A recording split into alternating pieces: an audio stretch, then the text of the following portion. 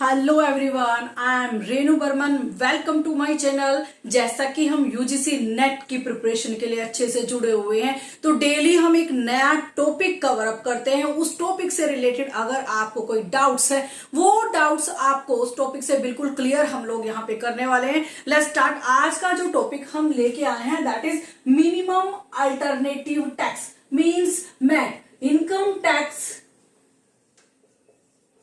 1961 के according, income tax 1961 के according minimum alternative tax क्या होता है। देखो क्या होता है, जो हमारी कंपनीज होते हैं, जो हमारे कॉर्पोरेट सेक्टर्स की बड़ी बड़ी कंपनीज होती हैं, वो क्या करती हैं, अपने बिजनेस को लगाती हैं और उस बिजनेस से वो प्रॉफिट अर्न करती हैं। बट प्रॉफिट अर्न करते करते उनके दिमाग में नए नए आइडियाज भी आ जाते हैं। मैडम किस टाइप से आइडियाज आ जाते हैं? कहते हैं जो प्रॉफिट हम कमा रहे हैं ना, हम उसको टैक्स के तौर पे गवर्नमेंट को नहीं देना चाहते हैं। तो इससे बचने के लिए वो जो गवर्नमेंट की स्कीम्स होती हैं, एग्जम्पशंस होती हैं, डिडक्शंस होती हैं, बहुत सारे ऐसे बेनिफिट्स उठाते हैं। तो उन बेनिफिट्स को उठाते हुए जो वो टैक्स की जो लायबिलिटी होती है वो कम कर देते हैं। मींस जितना टैक्सेबल उनको होना चाहिए, जितनी इनकम के ऊपर उनका टैक्स लगना चाहिए, उतनी टैक्स लायबिलिटी वो पे नहीं करते हैं। उसी पे लायबिलिटी को मींस उसी लायबिलिटी को पे कराने के लिए गवर्नमेंट ने क्या निकाला है?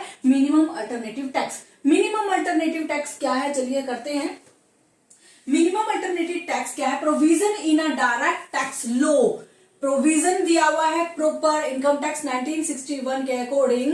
डायरेक्ट टैक्स में ये डायरेक्ट टैक्स लॉ है जो हर कंपनी के लिए है, जिसकी हर कंपनी के लिए जो क्या करते हैं, limit the tax exemption availed by the company. जो लिमिट उस कंपनी ने अपने टैक्स को बचाने के लिए अपने प्रॉफिट में से जो गवर्नमेंट को पार्ट देती है, अपनी इनकम का जो पार्ट गवर्नमेंट को टैक्स के रूप में देती है, वो यहाँ पे वो क्या करती है, एग्जम्पशंस और डिडक्शंस और अदर बेनिफिट्स को उठाते हुए यहाँ पे वो उस लिमिट को कम कर देती है। अब क्या हुआ, अगर वो इससे क्या करते हो, ज्यादा से ज्यादा एग्जम्पशंस यूज करती है ताकि उसको यहाँ पे टैक्स गवर्नमेंट को कम पे करना पड़े। Okay clear. Provision in a direct tax law for company limit the tax exemption availed by the company. Okay, ये एक ऐसा प्रोविजन है, मैट एक ऐसा प्रोविजन है जहां पे कंपनीज क्या करती हैं, गवर्नमेंट की टैक्स एग्जम्पशंस, डिडक्शंस, बेनिफिट को उठाते हुए उनकी जो टैक्स लायबिलिटी, जो टोटल टैक्स लायबिलिटी होती है, उसको कम कर देती है। कि मैडम क्यों कम कर देती है? कोई भी नहीं चाहेगा हमारे प्रॉफिट का कुछ हिस्सा गवर्नमेंट को हमें टैक्स के रूप में देना पड़े। Okay clear. Okay madam clear हो गया। ठीक है, तो हम यहां पे करते हैं, मैट को क्या बोलते हैं? Minimum alternative tax. ठीक है, जो एक टैक्स की फॉर्म है कंपनी से टैक्स कलेक्ट करने का। मैडम कैसे कलेक्ट करने का? जिस टैक्स को वो इंजॉय कर रहे हैं, जो टैक्स की फॉर्म को वो इंजॉय कर रहे हैं, जिसको वो टैक्स की फॉर्म में नहीं देना चाहते हैं, कैसे इंजॉय कर रहे हैं मैडम? वो डिडक्शन और एग्जम्पशंस के रूप में यहाँ पे उसको इंजॉय कर रहे हैं। बट जितना ज्यादा एग्जम्पशंस और डिडक्शंस वो ले रहे हैं, उसकी वजह से उनके जो टोटल प्रॉफिट है यहाँ पे ज्यादा हो रहे हैं। मैडम ज्यादा प्रॉफिट है तो इट मींस उसका गवर्नमेंट को टैक्स देना बनता है, बट वो यहाँ पे टैक्स नहीं देते हैं। वो क्या करते हैं, ज्यादा से ज्यादा इन डिडक्शंस, बेनिफिट्स का फायदा उठा के अपने प्रॉफिट को ह्यूज करते हैं, ह्यूज प्रॉफिट हो जाता है, और उसी में से अपने शेयर होल्डर्स को डिविडेंड के रूप में प्रोवाइड करा देते हैं। आपको पता है डिविडेंड तो टोटली एग्जम्प्टेड है। ठीक है, और साथ साथ में क्या करते हैं, ऐसे प्रोविजन, एग्जम्पशन और डिडक्शन और ऐसी चीजें अपनाते हैं, ऐसे नए नए आइडियाज आते हैं जो उनको टैक्स पे करने से अवॉइड करवाते हैं। ठीक है, मींस आप अपनी इनकम का कुछ भी पार्ट गवर्नमेंट को नहीं देना चाहते हैं, तो ये माइंड लगाती हैं हमारी कॉर्पोरेट सेक्टर कंपनीज।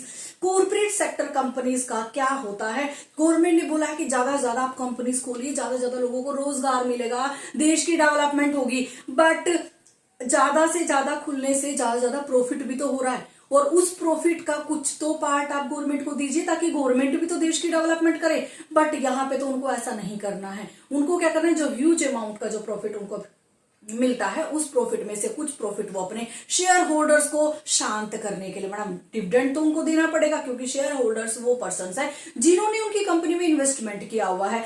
अब उनको तो पे आउट कर दिया, और कैसे बचाया जाए, नया आइडिया निकाला मैडम, डिडक्शंस, उन्होंने एग्जाम्पशंस, नए नए बेनिफिट जो गवर्नमेंट उनको उनके भलाई के लिए दे रही है, उन्हीं को यहाँ पे टैक्स अवॉइड के लिए यूज कर रहे हैं। मैडम टैक्स अवॉइड के लिए तो यूज कर लिया, अब गवर्नमेंट के पास क्या आइडिया आया, गवर्नमेंट कहती है ऐसे कॉर्पोरेट सेक्टर वालों, कौन, कॉर्पोरेट सेक्टर कंपनीज वालों रुक जाओ, मैं हूं गवर्नमेंट, मुझे तो तुम कैसे अवॉइड कर सकते हो। मींस जो टैक्स तुम्हें मुझे देना चाहिए वो तुम ना देकर उसको इंजॉय कर रहे हो, उससे अपने मकसद पूरे कर रहे हो। बट गवर्नमेंट ने तो आपको छूट दी थी कि आप ज्यादा ज्यादा बेनिफिट को यूज करिए जिससे आप देश की डेवलपमेंट में पार्टिसिपेट कर पाए। बट आपने तो यहाँ पे उल्टा ही पानी बहा दिया। ठीक है, आपने क्या किया कि आपने जो गवर्नमेंट ने आपको फैसिलिटीज प्रोवाइड करी थी उसकी वजह से आपका बिजनेस ग्रो हुआ, उस ग्रो बिजनेस से जो आपने ह्यूज प्रॉफिट अर्न किया, अब उस प्रॉफिट को आप गवर्नमेंट को टैक्स के रूप में नहीं देना है। क्यों नहीं देना है, देना पड़ेगा। गवर्नमेंट कहती है जो ये टैक्स की फॉर्म होती है ना, ये आपके प्रॉफिट का कुछ छोटा सा पार्ट है जिसको मैं देश की डेवलपमेंट के लिए यूज करना चाह रही। तो कॉर्पोरेट सेक्टर वालों को किस तरीके से शिकंजा कसा गवर्नमेंट ने निकाला MAT. What is MAT? Minimum alternative tax. Minimum alternative tax में क्या होता है इसको आगे डिटेल में हम लोग करते हैं। जैसे कि मैं आपको बता रही हूं कि अभी कंपनी क्या करती है, जीरो टैक्स या मिनिमम टैक्स पे कर रही है। बहुत सारी कंपनीज है, कॉर्पोरेट सेक्टर की कंपनीज है जो zero tax and minimum tax पे यहाँ पे कर रही है। मैडम ऐसा कैसे, कब तक चलेगा? हमारा जो मैट है minimum alternative tax, finance act 1987 में, फाइनेंशियल ईयर में यहाँ पे वो इफेक्ट में आया था। ठीक है, मींस 1987 मैंने बोला और इफेक्ट में कब आया? 1988 और 1989 में ये इफेक्ट में आया है। ठीक है, ओके, फिर उसको निकाल दिया गया तो ये 1996 में इसको रीइंट्रोड्यूस किया गया। ठीक है मैडम, ठीक है, समझ में आ गया। अब मिनिमम अल्टरनेटिव टैक्स अप्लीकेबल होता है ऑल ओवर द इंडिया। ठीक है, ऑल ओवर द इंडिया होता है एंड इसका मेन मकसद क्या होता है, जो बुक प्रॉफिट ये कंपनीज अपनी फाइनेंशियल स्टेटमेंट में दिखाती हैं। गवर्नमेंट कहती है ठीक है, मुझे आप टैक्स नहीं देना चाह रहे हैं, एग्जम्पशंस वगैरह ले रहे हैं, ले लीजिए, बट सबसे पहले आप मुझे अपना क्या दिखा दीजिए, बुक प्रॉफिट दिखा दीजिए। क्या दिखा दीजिए मैडम? Book profit. गवर्नमेंट को बुक प्रॉफिट से क्या लेना देना? गवर्नमेंट बुक प्रॉफिट से ही जान पाएगी कि ये कंपनी कितना ग्रो कर रही है, कितना प्रॉफिट अर्न कर रही है, क्योंकि यही बुक प्रॉफिट गवर्नमेंट को टैक्स को कैलकुलेट करने के लिए, टैक्स की लायबिलिटी बनाने के लिए हेल्प करेगा। Okay, clear? Madam main role किसका हुआ यहाँ पे? बुक प्रॉफिट का रोल हुआ। अब जब आप गवर्नमेंट के आगे अपनी फाइनेंशियल स्टेटमेंट का बुक प्रॉफिट रखते हैं तो गवर्नमेंट आपको कहती है यार बुक प्रॉफिट तो आप ज्यादा अच्छा ले रहे हैं। ठीक है, तो बट अब आपको क्या करना पड़ेगा, कुछ फिक्स्ड परसेंटेज तो आपको यहाँ पे देनी पड़ेगी, कुछ फिक्स्ड परसेंटेज तो आपको यहाँ पे देनी पड़ेगी टैक्स के रूप में। फिक्स्ड टैक्स आपको देना पड़ेगा टैक्स के रूप में। कितना? किसके ऊपर मैडम? बुक प्रॉफिट के ऊपर 15%।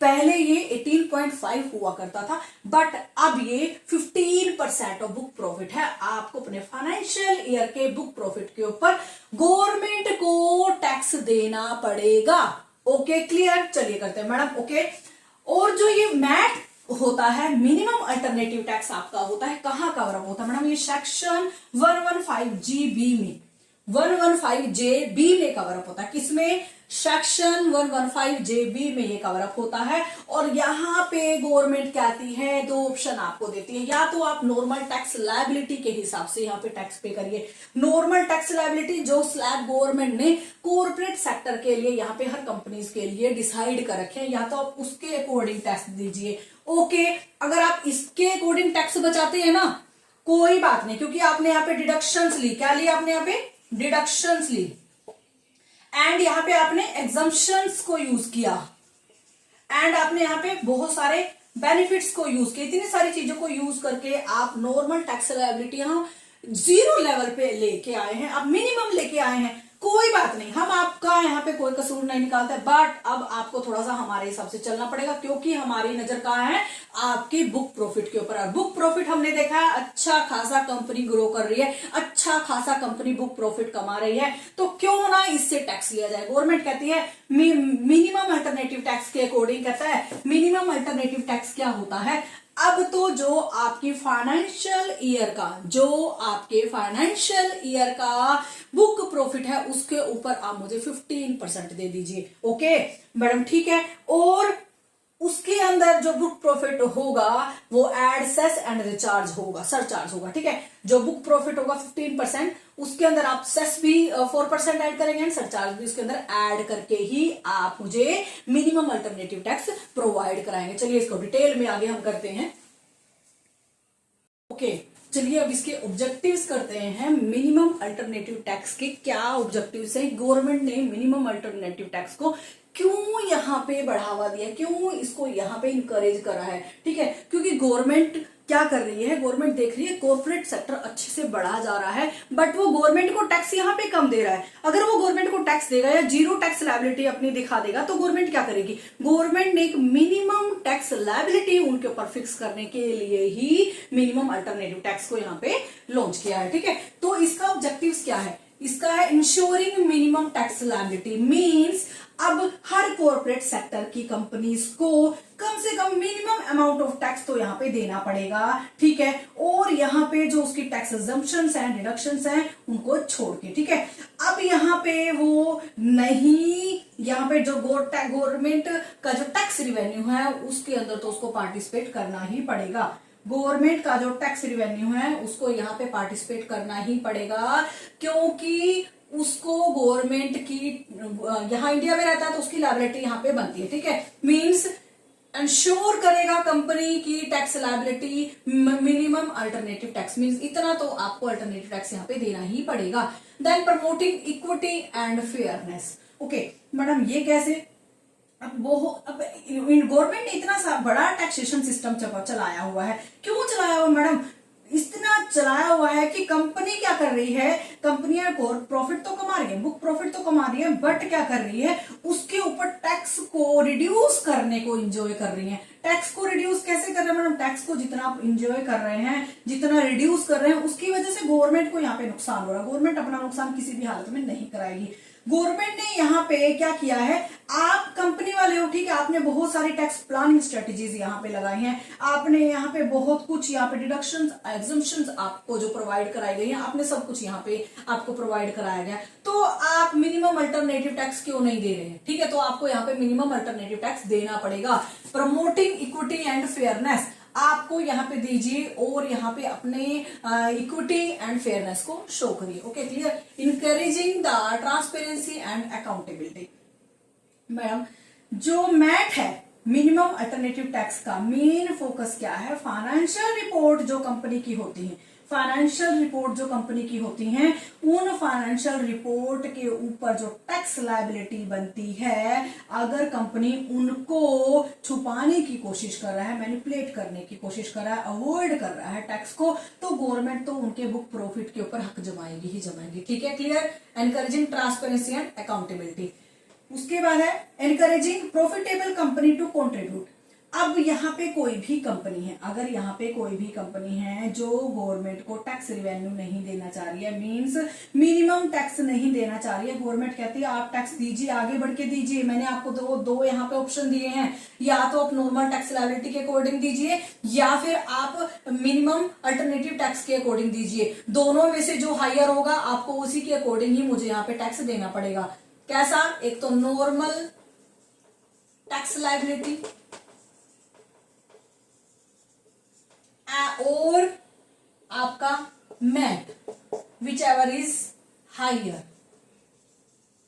दोनों में से जो ज्यादा होगा उसी के अकॉर्डिंग आपको गवर्नमेंट को टैक्स देना पड़ेगा। ओके क्लियर, ठीक है मैडम। अभी ठीक है, आपने सब कुछ बता दिया हमें।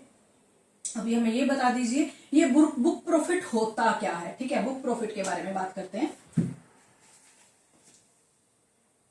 ओके मिनिमम अल्टरनेटिव टैक्स में आपको बार बार बोल रही हूं, सेक्शन 115 जेबी के अंडर आता है। कैसे? 115 जेबी के अंडर इसको हम कैलकुलेट करते हैं। Madam okay, minimum alternative tax के बारे में आपने बताया कि एक कॉर्पोरेट कंपनी की बुक प्रॉफिट के ऊपर कैलकुलेट किया जाता है। यस बेटा, इसको कंपनी की मींस किसी भी कंपनी की बुक प्रॉफिट के ऊपर कैलकुलेट किया जाता है। ठीक है, क्या रेट से कैलकुलेट किया जाता है मैडम? 15% से कैलकुलेट किया जाता है। ओके मैडम, वो बुक प्रॉफिट होता क्या है उसके बारे में बताइए। जो बुक प्रॉफिट होता है, एक कंपनी का जो बुक प्रॉफिट होता है फाइनेंशियल ईयर में, किसी भी फाइनेंशियल ईयर में जो बुक प्रॉफिट होता है वो कंपनी का नेट प्रॉफिट हो सकता है, वो कंपनी का टोटल प्रॉफिट हो सकता है। नेट प्रॉफिट या फिर टोटल प्रॉफिट। ठीक है, और किसी भी फाइनेंशियल ईयर का। मैडम नेट प्रॉफिट और टोटल प्रॉफिट कहां निकालते हैं? प्रॉफिट एंड लॉस अकाउंट में। कहां निकालते हैं? इसके लिए प्रॉपर फाइनेंशियल स्टेटमेंट्स बनती हैं,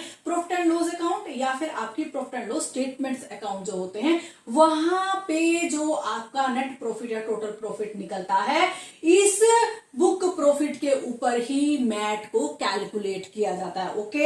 ओके मैडम, ठीक है। और ये कब से कैलकुलेट किया जाता है मैडम? इसकी अमेंडमेंट थी कंपनीज एक्ट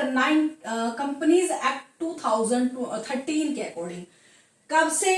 नेट प्रॉफिट कैसे, कौन सी की, क्योंकि कंपनीज की बात करें, कॉर्पोरेट सेक्टर की बात करें, तो उसके ऊपर कंपनीज एक्ट 2013 अप्लाई होता है। कंपनीज के ऊपर 2013 एक्ट अप्लाई होता है, तो इसीलिए जब उसके बुक प्रॉफिट के कैलकुलेशन करेंगे तो कंपनीज एक्ट 2013 के अंडर करेंगे। यहाँ पे इनकम टैक्स की बात अभी नहीं हो रही, क्योंकि हम प्रॉफिट एंड लॉस निकाल रहे हैं, अभी टैक्स कैलकुलेट नहीं कर रहे हैं। ठीक है, ओके मैडम, ये तो आपने सब कुछ हमें बता दिया 115 जेबी में कवर अप के लिए। अब वो प्रोविजंस मैं आपको बताना चाह रही हूं जहां पे सेक्शन 115 बी अप्लीकेबल नहीं होता है। मैडम ऐसा भी है, बिल्कुल है, ऐसी भी बहुत सारी कंपनीज हैं जहां पे आपका सेक्शन 115 जेबी अप्लाई नहीं होता है। Okay let's start. मैडम कौन कौन से प्रोविजंस है? सबसे पहले जो आपका बुक प्रॉफिट होता है, ठीक है, जो आपका बुक प्रॉफिट होता है वो नेट प्रॉफिट या फिर आपका टोटल प्रॉफिट होता है। Okay clear madam, okay. अभी ऐसी कौन कौन सी ऐसी आपके प्रोविजंस हैं जो 115 जेबी में कवर नहीं होते हैं, मींस जिनके ऊपर मैट नहीं लग सकता है।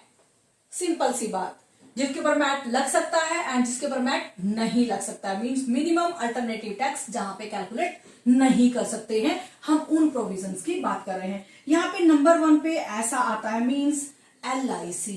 अगर कोई इनकम अर्न की गई है LIC बिजनेस से, कहां से? LIC बिजनेस से अगर कोई इनकम अर्न की गई है, वो भी आपके सेक्शन 115 जीबी में कवर अप नहीं होती है। Okay clear madam. अगर कोई शिपिंग इनकम है, कौन सी है? Shipping income. अगर कोई शिपिंग इनकम है, वो इनकम भी आपके सेक्शन 115 जेबी में कवर अप नहीं होती है। और अगर कोई ऐसा पर्सन है जो कंट्री का रेसिडेंट है, जो कंपनी का रेसिडेंट है, ठीक है,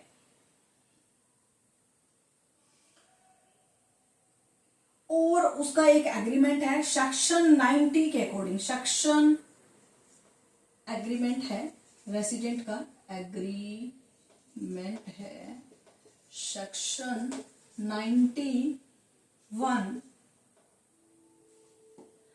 जिस पर्सन का परमानेंट एस्टेब्लिशमेंट इंडिया में नहीं है, इंडिया का है बट परमानेंट एस्टेब्लिशमेंट इंडिया में नहीं है, वो पर्सन भी यहां पे इंक्लूड नहीं होता। ओके मैडम, एक ऐसा पर्सन, 4th पे आया, एक ऐसा पर्सन इंडिया का रेसिडेंट है, ठीक है, रेसिडेंट ऑफ अ कंट्री है, बट उसके पास कोई भी एग्रीमेंट नहीं है, ठीक है, और ना ही उसने कोई रजिस्ट्रेशन कराया है, और उसके ऊपर ना ही कोई लॉ अप्लाई होता है, फिर भी ना ही कोई लॉ अप्लाई होता है, ठीक है, ना ही उसके ऊपर कोई पावर रिलेटिंग कंपनी है, मीन्स नो एग्रीमेंट।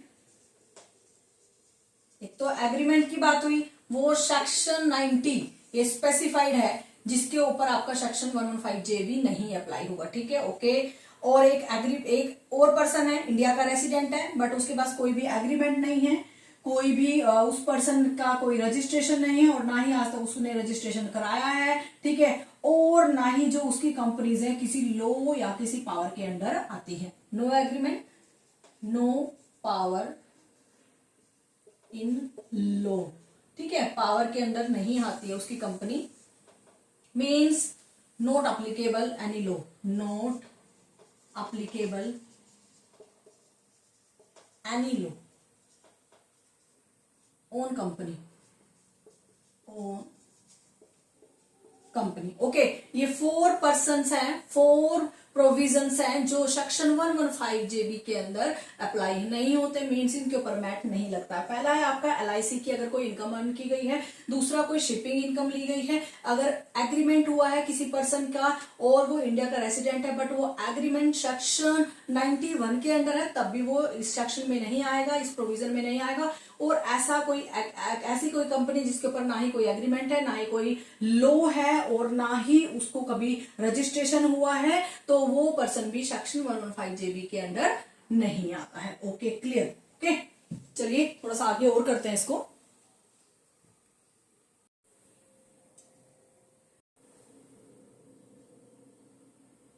और कोई भी फॉरेन कंपनी सेक्शन 115 जेबी के अंडर नहीं आती है, मीन्स किसी भी फॉरेन कंपनी के ऊपर सेक्शन 115 जेबी अप्लाई नहीं होता है। ओके,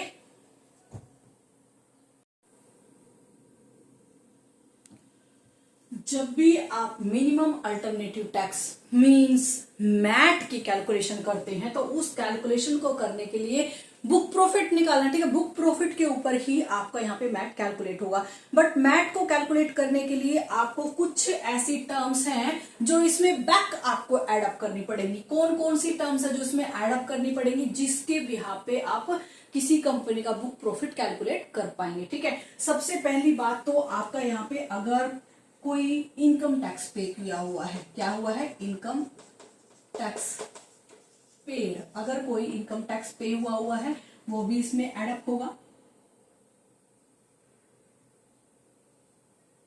क्योंकि इसको उस कंपनी ने अपने प्रॉफिट एंड लॉस में माइनस किया हुआ है, ठीक है। क्यों एड अप कर रहे हैं, क्योंकि ये चीजें डेबिटेड हुई है कहां से, profit and loss of company.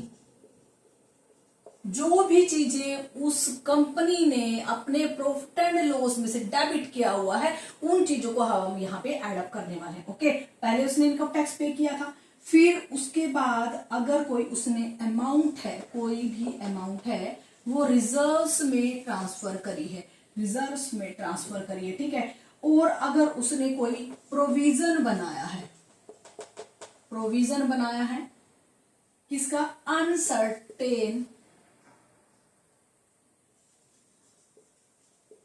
Uncertainty liability, अगर कोई ऐसी लायबिलिटी जो कभी भी हो सकती है उसके रिगार्डिंग उसने अपने प्रॉफिट एंड लॉस में प्रोविजन बना रखा है, उसको भी एड अप यहाँ पे किया जाएगा। एंड अगर कोई डिविडेंड पे हुआ है, ध्यान से सुनना बेटा, ध्यान से सुनना, डिविडेंड पे हुआ है वो मीन्स जो चीजें उसने यहाँ पे हमें टैक्स से बचने के लिए उसने यहाँ पे माइनस करी है, ठीक है, क्योंकि सब कुछ माइनस करने के बाद उसने तो यहाँ पे अपना प्रॉफिट 0 दिखा दिया, कहता मेरे पास कोई प्रॉफिट नहीं हो और प्रॉफिट नहीं तो मैं टैक्स कैसे दूंगा। बट अब हम मैट की कैलकुलेशन कर रहे हैं, तो मैट की कैलकुलेशन करने के लिए जो चीजें उसने माइनस करी है ना, हम उन चीजों को यहाँ पे एड अप कर रहे हैं। इनकम टैक्स पे हुआ, कोई रिजर्व बनाया, कोई प्रोविजन बनाया अनसर्टेन लायबिलिटी का, कोई डिविडेंड पे किया है, ठीक है, एंड उसने कोई एक्सपेंडिचर किया है, क्या किया है, एक्सपेंडिचर, कोई भी एक्सपेंडिचर जो इनकम कमाने से रिलेटेड है, ठीक है,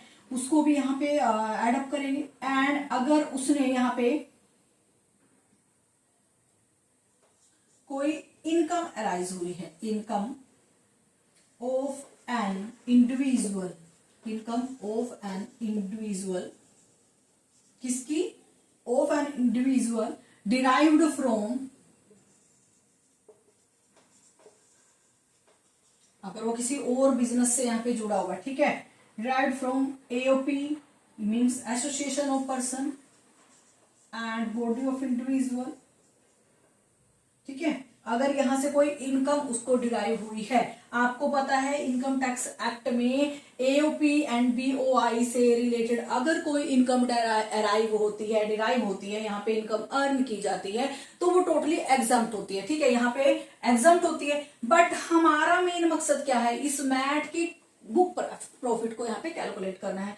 तो कोई इनकम अगर अराइज हुई है, डिराइव हुई थी कहां से, एसोसिएशन ऑफ पर्सन से, बॉडी ऑफ इंडिविजुअल से, उसको भी यहाँ पे हमने एडअप किया है। ओके ओके मैडम, ये तो हमें समझ में आ गया।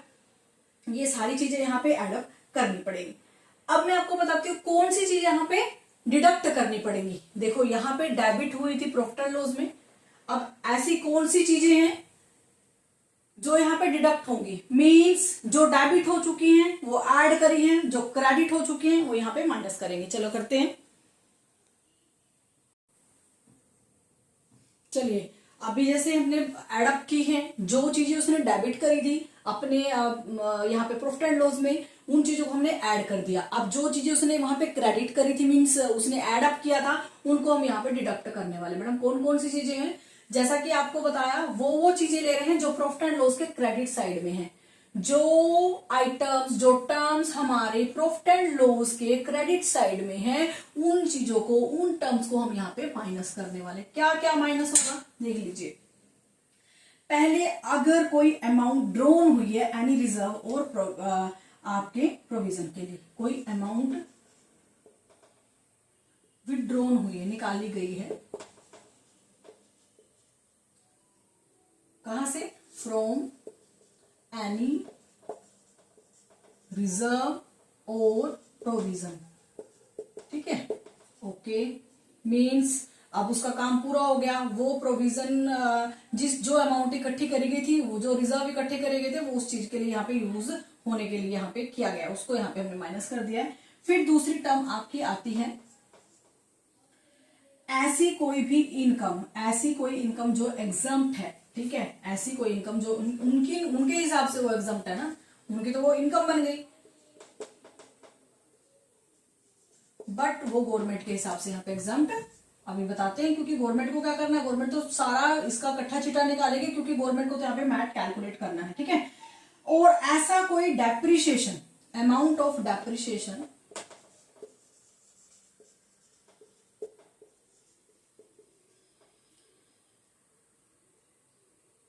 डेबिटेड हुआ है, debited to statement of profit and loss. ठीक है,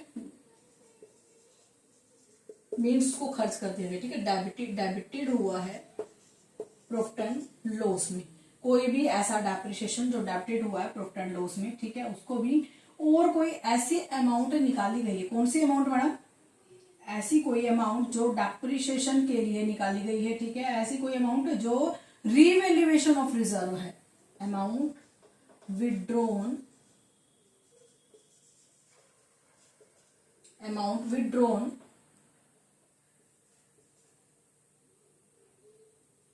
from revaluation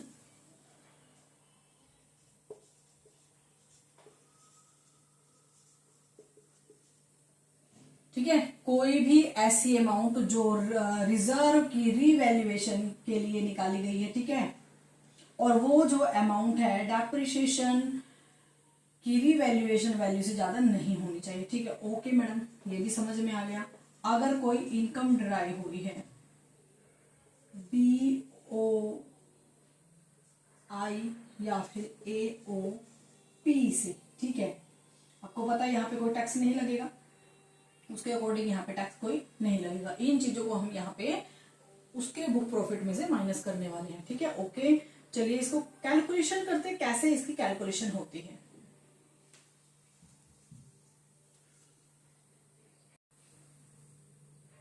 चलिए, जैसा कि हम कैलकुलेशन कर रहे हैं मैट के मिनिमम अल्टरनेटिव टैक्स की, अभी मैंने आपको बताया कि कौन कौन सी चीजें यहाँ पे ऐड अप की जाएंगी एंड कौन कौन सी चीजें यहाँ पे माइनस की जाएंगी। ठीक है, जिसकी वजह से हमारा टोटल क्या निकलेगा मैडम, यहाँ पे हमारा निकलेगा बुक प्रॉफिट, और यही बुक प्रॉफिट हमें 15% of minimum alternative tax calculate करने के लिए चाहिए। ठीक है, गवर्नमेंट ने तो इसको ऑप्शन दिया, या तो आप नॉर्मल टैक्स लायबिलिटी दीजिए, नॉर्मल टैक्स दीजिए, या फिर आप मैट दीजिए। ठीक है, दोनों में से जो हायर होगा, अब तो मैं वो लूंगा, क्या लूंगा मैं, जो हायर होगा वही मैं आपसे कैलकुलेट करूंगा, क्योंकि मैंने आपको बहुत छोड़ दिया। तो अभी मैं आपको दोबारा से रिवाइज करा देती हूँ कि कैलकुलेशन करते हुए कौन सी चीजें एडअप करते हैं, कौन सी यहाँ पे माइनस की जाती है। ठीक है, ओके मैडम। यहाँ पे क्या क्या ऐड किया हमने, हमने कोई इनकम टैक्स अगर पे किया है, अगर हमने यहाँ पे कोई इनकम टैक्स पे किया है उसको एडअप किया है, अगर कोई रिजर्व में ट्रांसफर किया है उसको एडअप किया है, डिविडेंड दिया गया है, एंड कोई प्रोविजन बनाया है सब्सिडरी कंपनी के लिए, लॉस ऑफ सब्सिडरी कंपनी के लिए, कोई डेप्रिसिएशन था रिवैल्यूएशन ऑफ एसेट के लिए, कोई प्रोविजन बनाया गया था डेफर्ड टैक्स के लिए, कोई प्रोविजन बनाया गया था बैड डेब्ट्स के लिए, एंड कोई अमाउंट जो है जो टोटली एग्जम्प्टेड है उसको भी यहाँ पे एडअप किया जाएगा। ओके मैडम, ये तो बात होगी हमारी टोटल एडअप करने वाली सब सारी टर्म्स की, जिससे हमें मैट को यहाँ पे जो चीजें उस पर्सन ने, उस कंपनी ने अपनी प्रॉफिट एंड लॉस में माइनस की हुई थी उनको हमें यहाँ पे एडअप करना है, एंड जो चीजें उसने यहाँ पे प्लस करी हुई थी हमारे हिसाब से वो यहाँ पे हमें माइनस करना है। क्या क्या है वो चीजें, कौन कौन सी वो टर्म्स है जिनको हमें यहाँ पे माइनस करना है। पहला हुआ amount withdrawn from any reserve और प्रोविजन, अगर कोई अमाउंट निकाली गई है रिजर्व या प्रोविजन से वो भी यहाँ पे माइनस हो जाएगी। एंड अगर कोई अमाउंट है जो प्रोविजन बनाया सेक्शन 10, 11 एंड 12 के लिए, ठीक है, अगर कोई प्रोविजन है और सेक्शन 10, 11, 12 के लिए कोई प्रोविजन बनाया है वो भी यहाँ पे आपका माइनस हो जाएगा। कोई अमाउंट निकाली है रिवैल्यूएशन रिजर्व के लिए, डेप्रिसिएशन के लिए, एंड कोई लॉस आपका जो ब्रॉट फॉरवर्ड हुआ है या अनअब्जॉर्ब्ड डेप्रिसिएशन है, ठीक है, उसको यहाँ पे लिखा जाएगा। एंड कोई डेफर्ड टैक्स की अमाउंट है जो प्रॉफिट एंड लॉस में क्रेडिटेड है वो भी माइनस की जाएगी। एंड कोई डेप्रिसिएशन है प्रॉफिट एंड लॉस का जिसमें आपकी रिवैल्यूएशन ऑफ एसेट की कोई भी अमाउंट एडअप नहीं है, इन सब टर्म्स को हम यहाँ पे क्या करेंगे मैडम, इनको हम यहाँ पे सबको माइनस करने वाले। ओके क्लियर, आप सारा कुछ एडअप एंड यहाँ पे माइनस कर लेंगे तो आपके पास टोटल बुक प्रॉफिट उस पर्सन का आ जाएगा। ये जो बुक प्रॉफिट है उस कंपनी के हिसाब से नहीं है, ये हम कैलकुलेट कर रहे हैं मिनिमम अल्टरनेटिव टैक्स के हिसाब से, क्योंकि जो जो टर्म्स उसने अपने प्रॉफिट एंड लॉस में से माइनस करी थी हमने प्लस कर दी, एंड जिनको उसने प्लस किया था वो हमने यहाँ पे माइनस कर दी। क्योंकि हम यहाँ क्या निकाल रहे हैं मैडम, यहाँ पे हम मैट कैलकुलेट कर रहे हैं। मैट को कैलकुलेट करने के लिए जब सब चीजों को प्लस एंड माइनस कर दिया गया है मैट के अकॉर्डिंग, तो आ गया हमारे पास बुक प्रॉफिट। उस बुक प्रॉफिट के ऊपर उस कंपनी को हम वॉर्न करेंगे, अब आप हमें इस बुक प्रॉफिट के ऊपर 15% टैक्स दीजिए। बट कंपनी अभी भी कहती है अरे यार थोड़ा सा रुको, थोड़ा सा हमें यहाँ पे टाइम दो। कहते ओके तुम्हें टाइम दिया, या तो तुम नॉर्मल टैक्स जो है और जो मैट है दोनों में से जो हायर है अब तुम्हें वो टैक्स यहाँ पे देना पड़ेगा। मान लीजिए नॉर्मल टैक्स लायबिलिटी यहाँ पे बनती है 2,75,000 बनती है, ठीक है, एंड मैट के अकॉर्डिंग 15% आपने बुक प्रॉफिट के ऊपर निकाला, मान लीजिए 298 बनना हुआ है। कितना बना हुआ है 298। तो कौन सा लेगी अब गवर्नमेंट, मैडम गवर्नमेंट तो उससे ये वाला लेने वाली है। क्यों लेने वाली है, गवर्नमेंट ने क्या बोला है कि जो भी दोनों में से हायर होगा मुझे तो उसके ऊपर टैक्स लेना है। बाय चांस अगर आपका अभी दूसरा केस, अगर मान लीजिए ये आ गया नॉर्मल प्रॉफिट के नॉर्मल टैक्स के कैलकुलेशन के हिसाब से और ये आ गया आपका मैट के अकॉर्डिंग, अब क्या होगा इस कंडीशन मैडम, तब भी गवर्नमेंट हायर वाला लेगी। हायर कौन सा है, नॉर्मल टैक्स लायबिलिटी। अगर कंपनी को ये ज्यादा लग रही है, अब कंपनी के पास गवर्नमेंट और भी ऑप्शन देते, गवर्नमेंट कहती है ठीक है आप इसको टैक्स दे दीजिए, मुझे टैक्स लायबिलिटी आपकी मैंने कैलकुलेट करके दे दी है, एंड इस केस में ये टैक्स लायबिलिटी मैंने कैलकुलेट करके दे दी। जो भी आपको मैंने टैक्स लायबिलिटी कैलकुलेट करके दी है आप उसके अंदर surcharge and education and health cess को प्लस करिए और मुझे यहाँ पे टैक्स आप जमा करिए। ये थी कैलकुलेशन ऑफ मैट, ठीक है। बट अगर किसी कंपनी का ये जो मिनिमम अल्टरनेटिव टैक्स या फिर नॉर्मल टैक्स लायबिलिटी ज्यादा आ जाती है, वो इतना कैपेबल नहीं है कि जितना उसका टैक्स यहाँ पे बना है उसको क्या करे, एकदम से पे करे, तो उसके लिए भी गवर्नमेंट ने यहाँ पे उसको ऑप्शन दिया है। वो ऑप्शन कौन कौन से है मैडम, वो ऑप्शन यहाँ पे उसको कैरी फॉरवर्ड के ऑप्शन मिल जाते हैं। कौन से मिल जाते हैं madam, carry forward, set of and carry forward का यहाँ पे ऑप्शन उसको मिल जाता है, ठीक है। इसमें क्या करता है वो कंपनी क्या करती है उस टैक्स के लिए, ठीक है, provision section 115J double A, क्या करती है सेक्शन 115J डबल ए का क्लेम लेती है। क्या करती है मैडम, सेक्शन 115J का क्लेम वो लेती है, कहती है ठीक है मैं टैक्स पे करने जा रहा हूं, आप प्लीज अगर ये टैक्स मैं अभी नहीं दे पा रहा हूं जी, थोड़ा थोड़ा दे रहा हूं, तो आप पहली बात तो प्रॉमिस करिए कि इसके ऊपर आप मुझसे कोई भी इंटरेस्ट नहीं लेंगे। गवर्नमेंट कहती है ओके मैं आपसे कोई भी इंटरेस्ट नहीं लूंगा, आप नॉर्मल जो टैक्स आपका कैलकुलेट किया है, जो टैक्स लायबिलिटी मैंने आपकी कैलकुलेट करी है, आप उसके अकॉर्डिंग मुझे यहाँ पे टैक्स पे कर दीजिए। लेकिन अगर जो टैक्स क्रेडिट ज्यादा है, अगर लायबिलिटी ज्यादा नहीं कर पा रहे हैं, तो इसको 15 असेसमेंट ईयर में बांट दो और 15 असेसमेंट ईयर तक आप इसको यहाँ पे टैक्स मुझे पे कर दो। ओके मैडम, बस इतना ही सा बेटा, अभी ये खत्म नहीं हुआ है। मैं आपको बता दूं जो आपकी जैसा कि मैं आपको बता रही हूं बार बार कि जो आपकी टैक्स लायबिलिटी कैलकुलेट करी है, टैक्स लायबिलिटी कैसे कैलकुलेट करी है आपको बताया गया है। जो मिनिमम अल्टरनेटिव टैक्स पहले कितना था, ये बार बार पेपर में आ जाता है, 18.5 था, बट इसको कंपनी के ही बेनिफिट के लिए 15% कर दिया गया है। 15% जब वो देगा तो कैसे देगा मैडम, 15% देगा प्लस उसमें 4% एजुकेशन सेस देगा एंड उसको सरचार्ज देना पड़ेगा अगर अप्लीकेबल होता है तो। मैडम किसी भी डोमेस्टिक कंपनी के लिए जो नॉर्मल टैक्स लायबिलिटी क्या है, देखो नॉर्मल टैक्स लायबिलिटी गवर्नमेंट ने क्या रखी हुई है वो भी मैं आपको बता देती हूँ। ओके, जैसा कि अब मिनिमम अल्टरनेटिव टैक्स कर रहे हैं उसको कैसे कैलकुलेट किया जाता है वो हमने किया है, बट गवर्नमेंट ने जो नॉर्मल टैक्स लायबिलिटी उस कंपनी को दी थी उसके अकॉर्डिंग उसका कितना टैक्स बनता था, कैसे उसको टैक्स यहाँ पे लायबल था, वो यहाँ पे मैं आपको बता देती हूँ। नॉर्मल टैक्स लायबिलिटी उस कंपनी की क्या थी, जो उसका यहाँ पे टोटल इनकम थी, जो उसकी यहाँ पे टोटल इनकम थी, मैडम टोटल इनकम तो थी, उस टोटल इनकम के ऊपर उसको क्या करना था मैडम, उस टोटल इनकम के ऊपर यहाँ पे उस पर्सन को टैक्स देना था। मैडम टैक्स देना था, यस बेटा, उसको यहाँ पे जो उसकी टोटल इनकम थी उसको यहाँ पे टैक्स देना था, कितना मैडम, 30% के रेट से यहाँ पे उसको टैक्स देना था एंड 4% एजुकेशन और हेल्थ सेस था एंड सरचार्ज था अगर कोई अप्लीकेबिलिटी थी तो।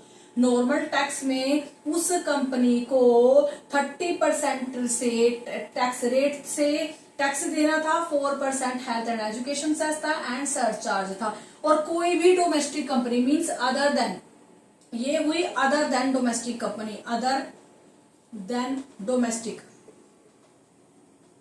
मींस अदर कंपनी, ठीक है। डोमेस्टिक कंपनी के लिए अलग है, डोमेस्टिक कंपनी 25% उसको यहाँ पे टैक्स देना था, कितना मैडम, 25%। कंफ्यूज नहीं होना है, अगर पेपर में कंपनी के लिए पूछा गया है, कंपनी लायबिलिटी पूछी गई है तो 30%, 34 एंड एजुकेशन आपका सरचार्ज अगर अप्लीकेबल है तो। लेकिन अगर डोमेस्टिक कंपनी स्पेसिफाइड फॉर्म में पूछा गया कि डोमेस्टिक कंपनी के ऊपर कितना है तो उसके ऊपर 25% plus 4% education health cess and surcharge अगर अप्लीकेबल है तो।